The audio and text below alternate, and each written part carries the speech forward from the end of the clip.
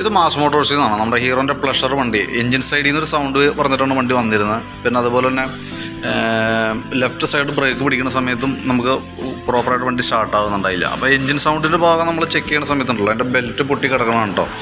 Already അതിനകത്ത് belt ശരിക്കും അതിൻ്റെ കാലാവധി കഴിഞ്ഞ് ആ കട്ടയൊക്കെ പൊളിഞ്ഞു പോയേക്കണതാണ് നിലവിൽ നമുക്ക് കംപ്ലയിൻറ്റ് വരാനുള്ള കാരണം. അപ്പോൾ നമുക്ക് ബെൽറ്റ് ഫുള്ളായിട്ട് ബെൽറ്റ് മാറ്റിയിടണം. അതേപോലെ ക്ലച്ച് ഫുള്ളായിട്ട് നമ്മളൊന്ന് അഴിച്ച് ഗ്രീസ് ചെയ്യുന്നുണ്ട്. അതിൻ്റെ ബാക്കിൽ വന്ന ഈ പുള്ളി പോലെ വന്ന യൂണിറ്റ് അത്യാവശ്യം തുരുമ്പ് കാര്യങ്ങളൊക്കെ ഉണ്ട്. കൂട്ടത്തിക്കടെ ക്ലച്ച് ഗ്രീസിങ് കൂടി നമ്മൾ നടത്തി വിടുന്നുണ്ട്.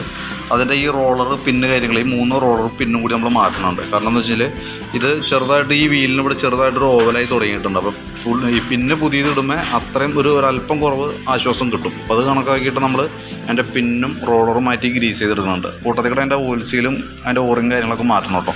പിന്നെ അതിൻ്റെ വേരിയേറ്റർ ബോഡിയാണ്. Variator body, roller, boss drive യൂണിറ്റൊക്കെ നോർമൽ സാധാരണ രീതിയിലുള്ള തേമാനുള്ളൂ. ക്ലച്ച് വെയിറ്റ് സെറ്റ് യൂണിറ്റ് ആയാലും നമുക്ക് കുറച്ചുകൂടി ഉള്ളു ഉപയോഗിക്കാനായിട്ട് കേട്ടോ.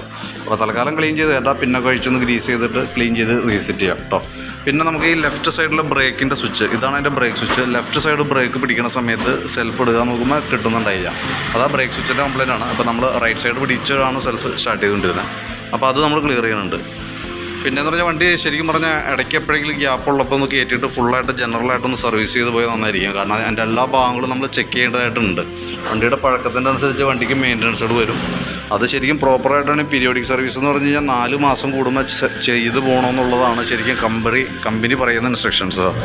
അപ്പോൾ ശരിക്കും 4 മാസത്തിൽ ചെയ്തെങ്കിലും 6 മാസം കൂടുമ്പോൾ തന്നെയും ജസ്റ്റ് നമുക്ക് ആ ഭാഗങ്ങളൊക്കെ ഒന്ന് ചെക്ക് ചെയ്ത് കംപ്ലയിൻറ്റുകളൊക്കെ ഉണ്ടെങ്കിൽ അതൊന്ന് ക്ലിയർ ചെയ്ത് പോകേണ്ടതാണ് കേട്ടോ. ഒന്ന് പ്രത്യേകം ശ്രദ്ധിച്ചേക്കാം. ഇപ്പം നമ്മൾ ചെയ്യുന്ന വർക്ക് ക്ലച്ച് അഴിച്ച് ഫുള്ള് ഗ്രീസിങ് നടത്തി ബെൽറ്റ് മാറ്റി റീസെറ്റ് ചെയ്യുന്നുണ്ട്.